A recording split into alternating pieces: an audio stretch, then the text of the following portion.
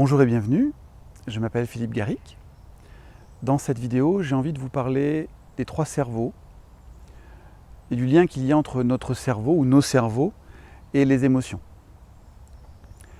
Pour ce faire, je vais utiliser le concept des trois cerveaux qui a été développé par un monsieur qui s'appelait MacLean. Sa théorie est en partie aujourd'hui, je dirais, battue en brèche, parce qu'à l'époque où lui étudiait le cerveau, il avait principalement accès à des cerveaux dans le formol, alors qu'aujourd'hui on est capable, avec toute la machinerie, l'imagerie médicale, de voir des cerveaux fonctionner. En même temps, comprendre le fonctionnement du cerveau fait appel aux neurosciences et nous demande des connaissances que personnellement je n'ai pas. Je trouve le modèle de MacLean intéressant pour comprendre simplement l'inefficacité de certains comportements que nous pouvons avoir et il donne du sens aussi à certaines réactions que nous pouvons avoir. Donc la théorie de MacLean est une théorie évolutionniste. Ce que dit MacLean, c'est que notre cerveau est le fruit de l'évolution et que nous allons retrouver les trois grands stades de l'évolution. Avec un premier cerveau qui est le cerveau reptilien, qu'on appelle aussi le cerveau archaïque ou le cerveau primaire. C'est le cerveau que nous partageons avec le monde des reptiles, les crocodiles, les tortues, les T-Rex. Voilà, c'est le même cerveau. La fonction de ce cerveau-là, c'est d'assurer la survie. Par exemple, le réflexe de téter du bébé est dans le cerveau reptilien. Quand un bébé naît, il doit savoir téter, sinon il meurt. Il n'y a pas possibilité de lui expliquer ce qu'il a à faire. Il doit savoir le faire. Donc c'est le programme de base avec lequel nous sommes livrés, avec lequel nous naissons. Ce cerveau est donc là pour assurer la survie et face à un danger, il va avoir trois réactions. Première réaction, l'attaque. Deuxième réaction, la fuite. Troisième réaction, la sidération. La sidération, c'est le message de danger tellement puissant que je n'arrive plus à agir. Ce cerveau a été conçu à une époque où les dangers que vivaient ces reptiles étaient un danger de vie ou de mort. C'était est-ce que je vais manger l'autre ou est-ce que je vais être mangé ?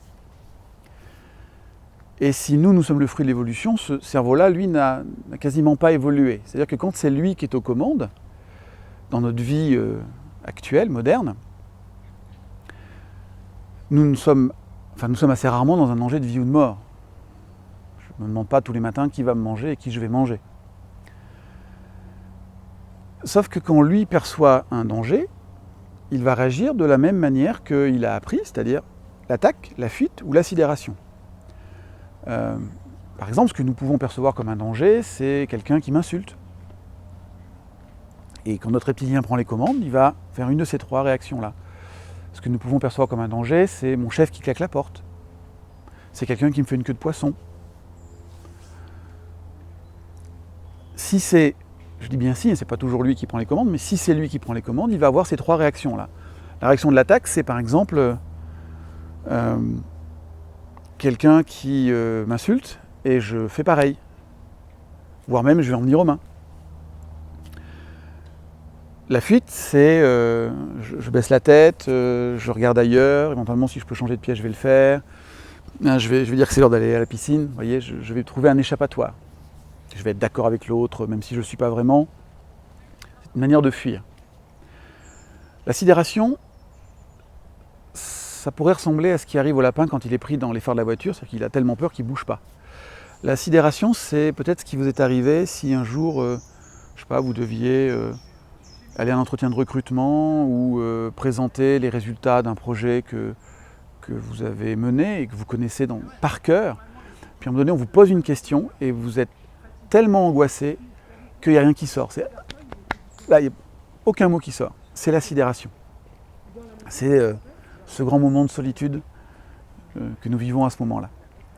Donc ça, c'est le cerveau reptilien. Quand nous fonctionnons à partir de lui, nous fonctionnons à partir de comportements qui sont innés, nous sommes nés avec, et qui sont réflexes. Réflexe, ça veut dire que ça ne passe pas par le raisonnement. C'est automatique. Mais nous sommes le fruit de l'évolution, donc nous avons droit à un deuxième niveau de cerveau, et nous allons sûrement avoir droit aussi à des gens qui vont passer derrière. Voilà, maintenant. Le deuxième niveau de cerveau, c'est le cerveau limbique. C'est le cerveau qui va gérer nos apprentissages. Par exemple, vous avez appris à conduire, c'est dans le cerveau limbique. Vous avez appris à parler, c'est dans le cerveau limbique. Nous avons appris à douter de nous-mêmes, c'est dans le cerveau limbique. Le cerveau limbique gère nos apprentissages. Ça veut dire que quand nous allons fonctionner à partir du cerveau limbique, nous allons fonctionner à partir de comportements qui sont acquis, c'est de l'acquis. Et en même temps, c'est toujours réflexe ou quasi-réflexe, puisque je fais comme on m'a appris. Si mes parents m'ont appris à réagir à telle ou telle situation d'une certaine manière, j'aurais tendance à réagir tout le temps de cette manière-là, à ce type de situation. Ça reste une forme de conditionnement. La différence avec le conditionnement du reptilien, c'est que ce conditionnement-là, vous pouvez le changer. Le reptilien, c'est un peu plus compliqué. Ces deux cerveaux, le reptilien et le limbique, forment un sous-ensemble que nous appelons le cerveau émotionnel. Parce que nous pouvons faire l'hypothèse que les reptiles ont des prémices d'émotion. Un crocodile doit bien percevoir la faim, la soif, la peur, peut-être qui lui indique un danger, peut-être quelque chose comme la colère qui permet d'attaquer. Quant aux larmes de crocodile qui parleraient de la tristesse, ça, je suis moins sûr. Et puis dans le cerveau limbique, on peut imaginer qu'il y a l'infinité des émotions qu'un humain peut ressentir, un peu comme si le cerveau reptilien abritait des émotions qui seraient comme les couleurs primaires et que le limbique pouvait accueillir l'infinité des couleurs des émotions qu'on pourrait imaginer en mélangeant ces couleurs, ces émotions primaires. Ce cerveau limbique, c'est le cerveau que nous, humains, nous partageons avec les mammifères inférieurs. Alors, vu que les mammifères inférieurs sont très nombreux, pour faire simple, je vais vous dire qui sont les mammifères supérieurs. C'est les humains et les grands singes, gorilles, orang-outans, bonobos. Bon, en même temps, j'ai coutume de dire que ces distinctions-là sont des distinctions purement humaines. Je ne suis pas sûr que la nature ait mis des limites aussi claires entre les différents règnes animaux et notamment dans le cerveau. Et nous sommes donc des mammifères supérieurs. Nous avons droit à un troisième niveau de cerveau qui s'appelle le cortex, ou néocortex. En fait, les neurosciences nous ont permis de nous rendre compte qu'il n'y avait pas un cortex, mais des cortex. Il y a un frontal, un latéral, enfin il y a des cortex un peu partout. Ce qui m'intéresse ici, c'est plutôt de voir à quoi sert ce cortex. Le cortex, c'est la partie du cerveau qui se rapproche le plus de l'ordinateur. C'est-à-dire que la fonction du cortex, c'est d'analyser, de raisonner. Donc quand nous allons fonctionner à partir de ce cerveau-là, nous allons fonctionner à partir de comportements qui sont logiques, et avec des guillemets autour de logique, parce que d'un individu à un autre, les logiques ne sont pas les mêmes. Et nous allons agir de manière raisonnée. Ce cerveau-là est le cerveau que parfois nous appelons le mental. Quand quelqu'un nous dit « t'es trop dans ton mental », c'est souvent que je suis trop en train d'utiliser mon cortex pour raisonner, et je gagnerai sûrement à descendre un peu plus dans mon cerveau émotionnel pour sentir, plutôt qu'uniquement pour penser. Et ces trois cerveaux cohabitent joyeusement dans la cabèche. Et vous pouvez imaginer que ce sont trois colocataires qui n'ont pas du tout le même mode de fonctionnement. Peut-être connaissez-vous un proverbe de Blaise Pascal qui dit que le cœur a ses raisons que la raison ignore. En fait, ce proverbe résume très bien la manière de fonctionner du cerveau. Ce qu'il dit, c'est que le cerveau émotionnel formé par le cerveau limbique et reptilien obéit à une logique qui n'est pas la logique du mental, du cortex. Ce qu'il dit aussi, c'est que quand mon cerveau émotionnel est stimulé par une émotion forte, il va prendre le dessus sur le cortex, sur le mental. C'est un peu comme si mon mental buguait, pour reprendre un terme informatique. Ça, c'est lié à une glande qui s'appelle la glande pituitaire ou hypophyse. Au-delà du nom de la glande, ce qui est intéressant, c'est savoir ce qu'elle fait. Nous pourrions la comparer à une sorte de trappe ouverte ou fermée qui va permettre à l'information de circuler librement entre les trois cerveaux ou pas. Et ça définit ce qu'en neurosciences, ils appellent le circuit long et le circuit court. Le circuit long correspond à ce qui se passe quand vous êtes détendu. Quand nous sommes détendus, nos cinq sens perçoivent de l'information, la vue, l'ouïe, l'odorat, le toucher. Et dans l'instant, le cinquième, vous voyez, qui m'échappe, je vous le rajouterai en bas. Ces informations arrivent aux différents cerveaux et notre mental va prendre une décision logique, raisonnée à partir des informations qu'il a pu capter. C'est le circuit long. Quand nous commençons à être sous le coup d'une émotion, et surtout si l'émotion est très forte, la trappe va commencer à se fermer, va se fermer complètement, et nous rentrons en circuit court. C'est le circuit dont nous avons besoin pour survivre. Et là, nous allons bien à nouveau capter de l'information par nos 5 sens, sauf que l'information ne va plus monter jusqu'au cortex, elle va simplement rester dans le cerveau émotionnel. Et nous avons vu tout à l'heure que le cerveau émotionnel, que ce soit le reptilien qui fonctionne de manière innée ou le limbique qui fonctionne de manière acquise, enfin sur des fonctionnements acquis, dans les deux cas, fonctionne de manière réflexe. Donc si le réflexe est adapté, ben c'est super, ça fonctionne bien. S'il n'est pas adapté, ça ne fonctionne pas. D'où l'intérêt d'apprendre à gérer ses émotions pour être capable de pouvoir réouvrir la trappe pour nous et puis parfois pour l'autre. Nous verrons probablement dans d'autres vidéos comment faire pour pouvoir refaire fonctionner ces 3 cerveaux et à la fois sentir ce qui est en train de se passer, ce qui est en jeu maintenant et voir avec mon mental comment je peux trouver une action adaptée à l'environnement par rapport à ce qui est en train de se passer pour moi. Donc retenez 3 étages, cerveau reptilien, cerveau limbique, cortex. Pour terminer là-dessus, je voudrais vous donner quelques exemples du fonctionnement de notre cerveau en action. Un jour, j'ai une personne en stage qui se met à pleurer sur une séance de relaxation, ce qui n'est normalement pas l'objectif. Simplement, la séance lui permet de se détendre et elle reconnecte avec ce qui est vivant pour elle à ce moment-là. Et à la pause, je prends un temps pour accueillir ce qui est en train de se passer et elle m'explique qu'elle est triste mais qu'elle ne sait pas pourquoi. Donc là, vous voyez, c'est triste, c'est le cerveau émotionnel et je ne sais pas pourquoi, c'est le mental qui ne trouve pas de raison.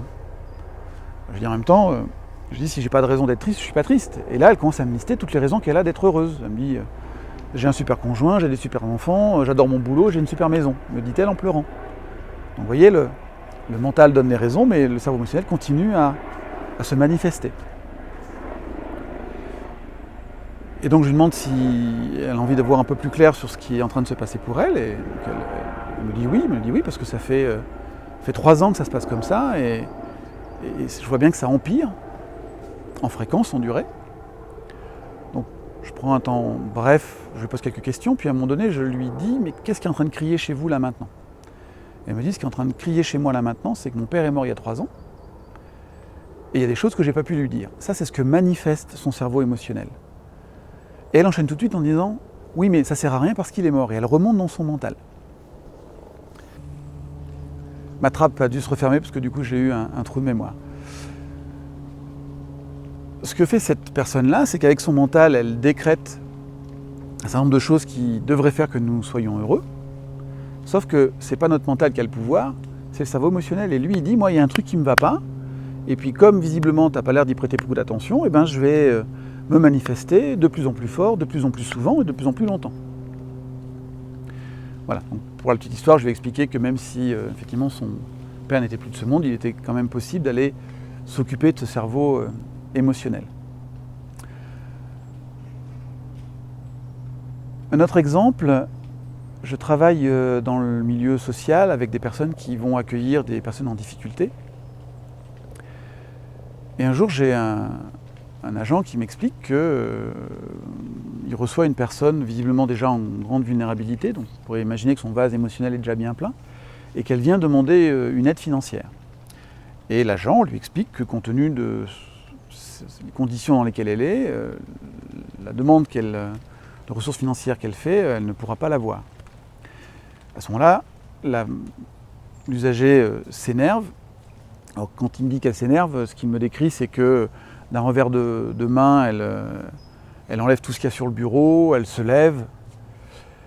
Et je demande à l'agent à ce moment-là, ok, comment tu gères ça ? Qu'est-ce que tu fais ? Et l'agent me répond, je lui dis que c'est pas de ma faute, que c'est le règlement, et je lui explique pour quelle raison le règlement m'empêche de lui donner l'aide qu'elle demande. Du coup, je demande à l'agent, je lui dis, mais qu'est-ce que ça génère à ce moment-là ? Et l'agent me répond, c'est là qu'on voit que l'autre est têtu et borné, il ne veut pas comprendre. Alors, regardons ça sous l'angle du cerveau. Quand l'usager commence à se redresser et à enlever tout ce qu'il y a sur le bureau, c'est son cerveau reptilien qui est aux commandes. C'est-à-dire que le mental, il a bugué.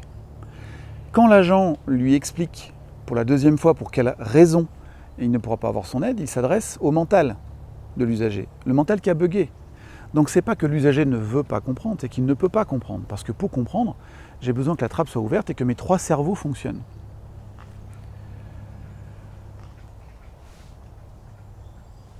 Je tourne la tête parce qu'il y a une dame qui vient avec 2 chiens et un qui fait un bruit un peu étrange. Voilà, je vais rester là pour l'instant sur le lien entre le cerveau et les émotions. J'aurai l'occasion de revenir sur le concept d'émotion. Ce que je vous invite maintenant, c'est à observer dans votre quotidien, quand quelqu'un réagit, fonctionne, demandez-vous quelle est la partie de son cerveau qui semble être aux commandes. Est-ce que les 3 cerveaux semblent fonctionner de manière harmonieuse, ou est-ce qu'éventuellement, tiens là, ça ne serait pas son reptilien qui serait en train de prendre les commandes. Pensez à repérer ça, et évidemment, tout seigneur, tout honneur, apprenez à le vérifier pour vous-même. Voilà, je vous remercie de m'avoir écouté, je vous souhaite une belle journée, une belle vie. À bientôt, au revoir.